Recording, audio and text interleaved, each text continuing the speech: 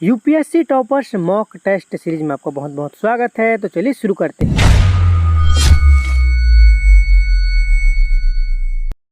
Screen पर देखिए, आपका क्वेश्चन नंबर 1 है, निम्नलिखित में से कौन सी वस्तु के लिए उत्पादन की प्रक्रिया में अंतिम वस्तु बनाने हेतु आवश्यक विशेषता या विशेषताएं हैं। तो पहली विशेषता देखिए, वह उपभोग वस्तु के रूप में होनी चाहिए। दूसरी विशेषता क्या है, वह आर्थिक प्रक्रिया में किसी और रूपांतरण हेतु नहीं गुजरनी चाहिए। तीसरी विशेषता, इसकी प्रकृति गैर टिकाऊ होनी चाहिए। नीचे दिए गए कूट का प्रयोग कर सही उत्तर चुनिए। आपका ऑप्शन है केवल 2, ऑप्शन नंबर बी है केवल 1 और 3, ऑप्शन नंबर सी है केवल 1 और 2, ऑप्शन नंबर डी है केवल 2 और 3। अगर आपको इसका आंसर पता है तो जल्दी जल्दी कमेंट कीजिए। अगर आपको इसका आंसर नहीं पता तो चलिए इस क्वेश्चन की व्याख्या करते हैं। इस क्वेश्चन की व्याख्या आपके स्क्रीन पर शो हो रही है। यहाँ पर उल्लेखनीय है कि किसी वस्तु या फिर कुछ वस्तु जैसे television set, automobile, car, scooter आदि या घरेलू जो कंप्यूटर जो अंतिम जो उपभोग की वस्तुएं हैं, परंतु इनका गुण जो पंजीगत वस्तुओं के समान है, ये भी स्थायी या टिकाऊ होती हैं। अर्थात ये तुरंत या अल्प अवधि के उपभोग के समाप्त नहीं होती। इनकी जो उपयोग अवधि है, भोजन या फिर कपड़े जैसी वस्त्र होती है, उनकी तुलना में अपेक्षाकृत थोड़ी अधिक होती है। इसके उपयोग के दौरान इसमें टूटने या क्षति जो होती रहती है, परंतु कभी कभी इसके पुर्जों की मरम्मत करने और बदलाने की आवश्यकता होती है। अर्थात मशीन की भांति इसका संस्करण जो संरक्षण जो अनुरक्षण जो देख रेख या फिर नवीनीकृत करने की आवश्यकता होती रहती है। इसीलिए इन्हें उपभोक्ता टिकाऊ वस्तुओं कहा गया है। अतः किसी अर्थव्यवस्था में दी हुई कालावधि में उत्पादित संपूर्ण अंतिम वस्तुओं एवं सेवाओं पर विचार करें तो वे या तो उपभोग वस्तुओं, टिकाऊ तथा गैर टिकाऊ के रूप में जो पंजीगत वस्तु के रूप में होती है।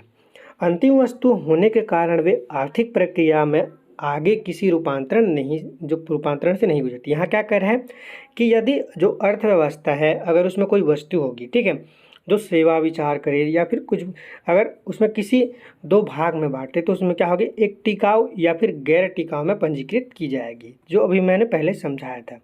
देखिए इसमें और एक पॉइंट, अर्थव्यवस्था में होने वाले कुल उत्पाद में बड़ी संख्या में ऐसे उत्पाद हैं जो अंतिम उपभोग के रूप में समाप्त नहीं होते हैं और न ही वे पूंजीगत वस्तुएं होती हैं। इन वस्तुओं का उपयोग अन्य उत्पादक जो आगत सामग्री है, मटेरियल इनपुट के रूप में कर सकते हैं।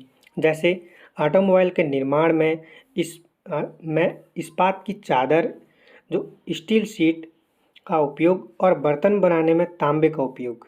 ये मध्यवर्ती वस्तुएं हैं जिनका अधिकांश उपयोग अन्य वस्तुओं के उत्पादन में कच्चे माल या आगत के रूप में किया जाता है। ये अंतिम वस्तुएं नहीं होती। इसलिए केवल 2 जो कथन सही है। इसी के साथ बिना टाइम वेस्ट कीजिए चलो क्वेश्चन नंबर 2 देखते हैं। अपशिष्ट पर्वतों का निर्माण विद्यमान उपस्थित क्षेत्रों के अपरदन के परिणाम स्वरूप होता है। निम्नलिखित में से कौन सी अपशिष्ट पहाड़ियाँ या पर्वत हैं? अरावली, महेंद्रगिरी पहाड़ियाँ, तीसरा है जवादी पहाड़ियाँ। नीचे दिए गए कूट का प्रयोग कर सही उत्तर चुनिए। केवल 2 और 3, ऑप्शन बी है केवल 1 और 2, ऑप्शन सी है केवल 1 और 3 और ऑप्शन डी है सभी 1, 2 और 3। तो चलिए अगर आपको इस क्वेश्चन की पहले अगर आपको इस क्वेश्चन का आंसर पता हो तो जल्दी जल्दी कमेंट्स कर दीजिए। अगर आपको इस क्वेश्चन का आंसर नहीं पता तो चलिए इस क्वेश्चन की व्याख्या देख लेते हैं। अपशिष्ट पर्वत की बात कर रहे हैं तो अपशिष्ट पर्वतों में सबसे पहले जान लेते हैं कि अपशिष्ट पर्वत है क्या। अब उपक्षय और विभिन्न अपरदन जो कारक होते हैं, जैसे नदियाँ की पवने, हिमनद आदि निरंतर पृथ्वी की जो परपट्टी, जो सबसे ऊपर की जो लेयर है, पर क्रियाशील हमेशा होते रहते हैं। अब अपरदन की यह प्रक्रिया चट्टानों के जो आकार एवं संरचना पर निर्भर करती है। अपरदन के कारकों के कारण उच्च भूमि की जो मृदु चट्टान को, जो कठोर जो चट्टानों के जो क्षेत्र की तुलना में अत्यधिक तीव्रता से अपरदित होती है। हजारों वर्ष के पश्चात मृदु चट्टानें रेत के ऊपर में खंडित हो जाती है और यह केवल जो कठोर चट्टानों के जो शेष बच जाती है, जिनकी ऊंचाई कम होती है, उन्हें क्या कहते हैं? अपशिष्ट पर्वत कहा जाता है। अब यह जो अवशिष्ट पर्वतों को अवशिष्ट पहाड़ी और अवशेष पर्वत या पहाड़ी भी कहा जाता है। भारत में अवशिष्ट पर्वतों के प्रमुख उदाहरण जो नलामाला पहाड़ियाँ हैं, महेंद्रगिरी पहाड़ियाँ, अरावली पहाड़ियाँ, जवादी पहाड़ियाँ, जो वेलिकोंडा पहाड़ियाँ हैं और पालकोंडा पहाड़ियाँ, जितनी अभी आप स्क्रीन में देखी गई थी। तो इसीलिए हमारा जो विकल्प डी है सभी के सभी वो यहाँ पे सही हो जाए। चलिए अब आपके क्वेश्चन नंबर 3 स्क्रीन पर शो हो रही होगी। इससे पहले अगर आपने हमारे चैनल को सब्सक्राइब नहीं किया है तो जल्दी जल्दी सब्सक्राइब कर लीजिए और वीडियो को लाइक नहीं किया है तो वीडियो को लाइक कर दीजिए। अब यहाँ पे एक बात मैं और कहूँगा स्टूडेंट्स आपको कि अगर आप यूपीएससी की तैयारी कर रहे हैं तो आपको एक टॉपर की तरह थिंकिंग होनी चाहिए, एक जो आईएएस की तरह सोच होनी चाहिए। वो आईएएस जैसे एक पोटेंशियल रखता है, उसके में एक सहन शक्ति होना चाहिए। आज के डेट में आप देखोगे कि खान सर के जो उनकी जो सब्सक्राइबर हैं वो करीब 2 करोड़ के आसपास होने वाली है। तो आपको उन 2 करोड़ से कम्पीट करनी है, उन 2 करोड़ स्टूडेंट से। तो आज ही अपनी स्पीड को उन 2 करोड़ से आगे लेने की सोचो। तो चलिए हमारी जो आज की क्वेश्चन 3 है वो स्टार्ट करते हैं। तो क्वेश्चन है, सिंधु घाटी की सभ्यता की धातुओं की मूर्तियों के संदर्भ में निम्नलिखित में से कथनों की विचार कीजिए। पहला कथन है, धातुओं की मूर्तियों बनाने में बालू संचयन जिसको सैंड कास्टिंग सर्वाधिक प्रचलित तकनीक थी। दूसरा कथन है, केवल मानव आकृतियां वाले जो धातु से निर्मित थी। तीसरा कथन है, उत्तरकालीन हड़प्पा और ताम्र पाषाणिक स्थलों में धातु की दलीय मूर्तियों का अभाव था। उपयुक्त कथनों में से कौन सा से सही है? तो आपका ऑप्शन नंबर ए है केवल 1, ऑप्शन नंबर बी है 1 और 2, ऑप्शन नंबर सी है 2 और 3, ऑप्शन नंबर डी है उपयुक्त में से कोई नहीं। अगर आपको इसका आंसर पता है तो जल्दी जल्दी कमेंट कर दीजिए। आपको अगर इसका आंसर नहीं पता तो चलिए व्याख्या कर लेते हैं। थोड़ा सा और टाइम चाहिए तो वीडियो पॉज करके आंसर देने का कोशिश कीजिए। व्याख्या देखिए अपनी स्क्रीन पर। जो वैक्स कास्टिंग संकुचन या ढलाई, बालू संकुचन या फिर प्लास्टर जो संकुचन आदि धातु की कुछ विधियां हैं। इनमें से जो लॉस्ट वैक्स कास्टिंग का उपयोग हड़प्पा वासियों द्वारा कांस्य मूर्तियां जो स्क्रीन पर दिखाई दे रही है के निर्माण हेतु व्यापक स्तर पर किया जाता था।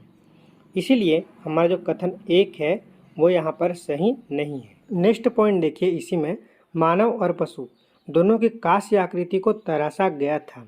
मानव आकृति के उदाहरण में चर्चित शीर्षक नृतक लड़की, जिसको इंग्लिश में डांसिंग गर्ल भी कहते हैं, वाली जो लड़की की मूर्तियां सम्मिलित हैं।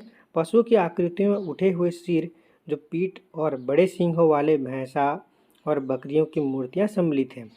लोथल से तांबे का एक कुत्ता और पक्षी और जो कालीबंगा से एक बैल की कांस्य आकृति भी प्राप्त हुई है। इसीलिए जो हमारा कथन 2 है वो भी यहाँ पर सही नहीं है। धातु की ढलाई निरंतर चली आ रही परंपरा प्रतीत होती है और मूर्तियों गढ़ने की परंपरा सदियों तक जारी रही। उत्तरकालीन हड़प्पा और महाराष्ट्र के दाम्याबाद जैसे ताम्रपाषाण स्थलों ने धातु निर्मित मूर्तियों के उत्कृष्ट उदाहरण प्रस्तुत किए। इसीलिए कथन 3 जो है सही नहीं है। इस तरह हमारे इस क्वेश्चन का सही उत्तर हो जाएगा ऑप्शन नंबर डी, उपयुक्त में से कोई नहीं। स्क्रीन पर देखिए आज का आपका लास्ट क्वेश्चन है, क्वेश्चन नंबर 5। हरी खाद ग्रीन मैन्योर बनाने के संदर्भ में निम्नलिखित कथनों पर विचार कीजिए। पहला कथन है, यह पोषक तत्व के निर्गमन के लिए मृदा में उखाड़ी गई या बोई गई हरी फसलों की जुताई करने की पद्धति है। दूसरी देखिए, हरी खाद के रूप में अधिकांशतः फलीदार पौधों का उपयोग किया जाता है। उपयुक्त कथनों में से कौन सा से सही है? ऑप्शन ए केवल 1, ऑप्शन बी केवल 2, ऑप्शन सी सभी मतलब 1 और 2, ऑप्शन डी इनमें से कोई नहीं। अगर आपको इसका आंसर पता है तो जल्दी से जल्दी कमेंट बॉक्स में छाप दीजिए। अगर आपको इसका आंसर नहीं पता तो चलिए इस क्वेश्चन की व्याख्या करते हैं। स्क्रीन पर शो हो रही होगी इस क्वेश्चन की व्याख्या देखिए। कथन 1 सही है। हरित खाद बनाना कृषि तथा बागवानी पद्धति का एक हिस्सा है। इसमें किसी फसल को विशेष रूप से इसलिए उगाया जाता है ताकि उसे जुताई के समय या जो खुदाई करके मिट्टी में ही दबा या मिश्रित कर दिया जाए। इससे मृदा की संरचना में सुधार होता है और अपघटित होते समय पोषक तत्व मुक्त होते हैं। कृषि में रहित खाद उखाड़े गए पौधों या काटी गई जो फसलों के बचे हिस्से में खेत में सूखने के लिए छोड़कर भी बनाई जाती है, ताकि वे मल्च या जो पादपों के अर्ध अपघटित अवशेष के रूप में मृदा की संरचना में सुधार करें। इसलिए हमारा जो कथन 1 है वो यहाँ पे सही हो जाएगा। अब कथन 2 का देखते हैं। तो कथन 2 जो हमारा वो भी सही है। स्क्रीन पर देखिए, हरित खाद फसल मुख्यतः मृदा के पोषक तत्वों और इसमें जैविक पदार्थों की मात्रा में वृद्धि के लिए उगाई जाती है। सामान्यतः हरित खाद फसल जो निश्चित अवधि के लिए ही उगाई जाती है, मतलब इसकी एक निश्चित टाइम होती है, ठीक है। अब हरित खाद के लिए जो फलीदार पौधे व्यापक रूप से उपयोग में लाए जाते हैं। हरित खाद के लिए उपयोग किए जाने वाले फलीदार पौधे जैसे तिपतिया हो गया, कलावा, ठीक है, कि जड़ों की गांठ में नाइट्रोजन स्थिरीकरण करने के लिए जीवाणु होते हैं। ये वायुमंडल के नाइट्रोजन को इस रूप में स्थिरीकरण करते हैं जिसका पौधा उपयोग कर सके। इसलिए हमारा जो कथन 2 है वो यहाँ पर सही हो जाएगा। इस तरह हमारे इस क्वेश्चन का सही उत्तर हो जाएगा ऑप्शन नंबर सी, 1 और 2 दोनों।